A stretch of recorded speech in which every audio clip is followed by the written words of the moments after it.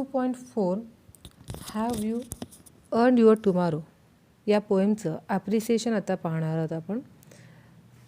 सुरुवातीलाच आपल्याला ॲप्रिसिएशनला 4 पैकी मिळणारे मार्क हे कसे डिवाईड केलेत, मार्किंग स्कीम काय आहे ते समजून घ्यायचं आहे. Title, name of the poet 1 मार्कासाठी येतं. सेकंड, थीम अर्धा मार्कासाठी विचारला जातो. पोएटिक डिव्हायसेस अर्ध्या मार्कासाठी विचारले जातात. लँग्वेज या पॉईंटसाठी आपल्याला 1 मार्क असतो. अदर पॉईंट्स दिलेल्या पॉईंट्सपेक्षा जास्तीचे जर पॉईंट आपण लिहिले तर त्याला 1 मार्क. असे टोटल 4 मार्क आपल्याला ॲप्रिसिएशनसाठी असतात. आपलं ॲप्रिसिएशनचा पहिला पॉईंट आहे about the poem, poet and the title. कविता, कवी आणि शीर्षक याच्याविषयी माहिती. The poet Edgar Guest have you earned your tomorrow is a thought provoking poem. Edgar Guest यांची have you earn your tomorrow, तुम्ही उद्याचा दिवस कमावलेला आहे का, ही जी कविता आहे ही विचार करायला लावणारी अशी ही कविता आहे. It is a question ask to the readers, हा प्रश्न आहे जो वाचकांना कवीने विचारलेला आहे. टायटल इज कॅची, कॅची आकर्षित करणारं असं हे शीर्षक आहे. इट अराउजेस क्युरिओसिटी, टायटल जे आहे किंवा शीर्षक जे आहे हे शीर्षक मनामध्ये एक उत्सुकता निर्माण करतं. क्युरिओसिटी म्हणजे उत्सुकता. Edgar Guest is known as people's poet, Edgar Guest यांना पीपल्स पोएट, लोकांचे कवी असं म्हटलं जातं. Guest is an American writer of newspaper and magazines, अमेरिकेमध्ये त्यांनी न्यूजपेपर अँड मॅगझिनचे रायटर म्हणून त्यांना ओळखलं जातं. दिस इज ॲन इन्स्पिरेशनल पोएम, ही जी कविता आहे ही मोटिवेशनल आहे, प्रेरणा देणारी अशी ही पोएम आहे. सेकंड पॉईंट आहे द थीम, थीम या कवितेचा विषय. The theme of the poem is explained in various questions. Theme of the poem या कवितेचा विषय जो आहे हा अनेक प्रश्नांमधून आपल्यासमोर स्पष्ट केलेला आहे. The poet ask simple questions to the readers about how they treat the people who came across in their lives. अतिशय सोपा प्रश्न आहे, साधे साधे प्रश्न विचारलेत वाचकांना.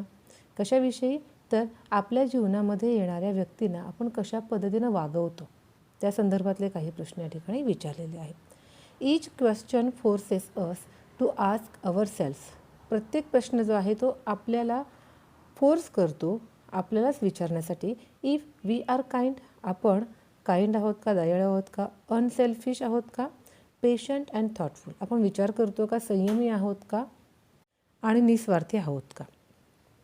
Through these questions, the poet appeals the readers to behave kindly with others and bring happiness on the face of the person.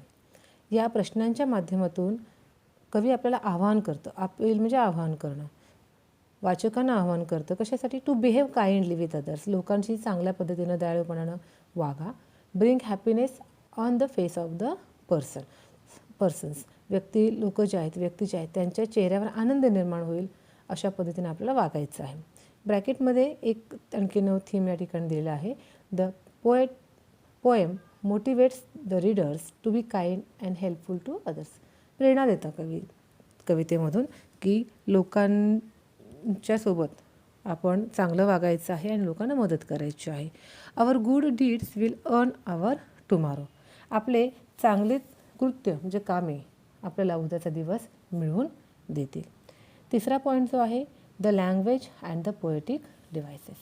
The language of the poem is easy and lucid, कवितेची जी भाषा आहे ही easy सोपी आहे आणि ल्युसिड स्पष्ट आहे. In simple words the poet expresses a very good advice, सोप्या शब्दांमध्ये कवीनं या ठिकाणी अतिशय मौलिक असा छान असा सल्ला जो आहे तो मांडलेला आहे. The poem is written in rhyming couplets and contains 4 क्वाट्रेन्स. पहिल्या 2 ओळींमध्ये रायमिंग वर्ड्स त्या ठिकाणी आपल्याला पाहायला मिळणार आहेत आणि 4 क्वाट्रेनचा अर्थ आहे 1 कडवं, ज्याला 4 ओळी असतात, असे 4 ओळींचे 4 कडवे या ठिकाणी कवितेमध्ये आहेत. Interrogation is the most prominent figure of speech used in the poem. Interrogation म्हणजे प्रश्न, अतिशय महत्त्वाचा जो फिगर ऑफ स्पीच आहे तो या ठिकाणी इंटरोगेशन कवितेमध्ये वापरलेला आहे. Each stanza has rhyming words to create musical effect. प्रत्येक कडव्यामध्ये रायमिंग वर्ड्स आहेत संगीतता किंवा संगीतमय वातावरण किंवा संगीतमय परिणाम जाणवण्यासाठी. The lines follow the pattern of AABB. आणि जो राईम स्कीम आहे तो आहे AABB. The poet has use figures of speech like alliteration, antithesis, personification et cetera. आणखीन काय केलेलं आहे तर कवितेमध्ये वेगवेगळ्या प्रकारचे फिगर ऑफ स्पीच देखील वापरलेले आहेत. फॉर एक्झाम्पल आहे ॲलिट्रेशन, अँटिथेसिस आहे, पर्सॉनिफिकेशन वापरलेले आहेत. चौथा पॉईंट आहे स्पेशल फीचर्स. खास असं वैशिष्ट्य या कवितेमध्ये काय आहे. The special feature of the poem is use of probing questions. Probing questions म्हणजे विचार करायला लावणारे प्रश्न जे आहेत हे सगळ्यात महत्त्वाचं या ठिकाणी फीचर आपल्याला वैशिष्ट्य या कवितेचं म्हणता येईल. There are 11 questions in the poem of 16 lines. 16 प्रश्न लाईनमध्ये या ठिकाणी 11 प्रश्न विचारलेले आहेत. अनादर special feature of the poem is the use of visual imagery. आणखीन एक महत्त्व या ठिकाणी आपल्याला सांगता येईल, वैशिष्ट्य सांगता येईल ते म्हणजे व्हिज्युअल इमेजरी जी वापरलेली आहे, दृश्य प्रतिमा. आपल्या नजरेसमोर ते दृश्य उभं राहील अशा प्रकारचे प्रतिमा या ठिकाणी वापरलेले शब्द वापरलेले आहेत. Effective appeal to change behaviour to get assured future life.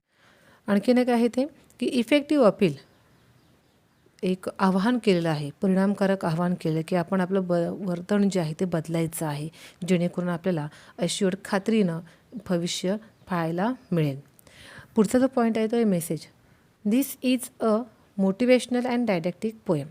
Motivational, inspirational, प्रेरणा देणारी अशी ही पोएम आहे. डायडॅक्टिक पोएम, डायडॅक्टिक की ज्यामधून आपल्याला उपदेश दिला जातो, काहीतरी शिकवलं जातं अशी ही पोएम या ठिकाणी आहे. The poem motivates the readers for doing good deed to the others. काय मोटिवेट केलेलं आहे, प्रेरणा दिलेली आहे तर वाचकांनी चांगलं काम करा, लोकांना मदत करा, दुसऱ्यांसोबत चांगलं वागा असं मोटिवेशन दिलेलं आहे. We should give up negative actions. आपण काय सोडायचं आहे, गिव्ह अप सोडून देणे. नेगेटिव्ह ॲक्शन्स, नकारात्मक ज्या काही कृती असतील त्या सोडायच्या आहेत आणि निगेटिव्ह थॉट्स, नकारात्मक विचार. According to the poet our small good deeds are enough to guarantee our better tomorrow. कवीच्या मते की या ठिकाणी छोटीशी एक मदत असेल किंवा छोटीशी चांगली गोष्ट असेल, आपलं काम असेल की ते ते पुरेसं आहे. कशासाठी तर चांगल्या असणाऱ्या आपल्या भविष्यासाठी. ते गॅरंटी आहे आपल्याला. आपण जर चांगलं थोडंसं काम केलं तर भविष्य आपलं चांगलं होऊ शकतं असं मत जे आहे हे कवीनं या ठिकाणी दिलेलं आहे. तर असा हा मेसेज म्हणजे संदेश या कवितेमधून आपल्याला पाहायला मिळेल. आणि शेवटचा पॉईंट आहे ओपिनियन. नेहमी लक्षात ठेवायचं आहे ओपिनियनमध्ये आपण आपलं मत मांडायचं आहे. I like the poem very much. मला ही कविता फार आवडलेली आहे. ओपिनियन म्हणजे मत. It's message is really very nice. खूप छान असा हा मेसेज संदेश या कवितेमधून मिळतो आहे. We must follow it. आणि तो संदेश जो आहे तो आपल्याला काय करायचा आहे, फॉलो करायचा आहे. The poem is written in simple language. सोप्या भाषेमध्ये लिहिलेली आहे. I learn the poem and I enjoyed it. मी ही कविता अभ्यासलेली आहे, शिकलो आहे आणि आनंद देखील त्या कवितेचा मी घेतलेला आहे. तर अशा पद्धतीने आपण 6 पॉईंट या ठिकाणी ॲप्रिसिएशनचे बघितलेले आहेत.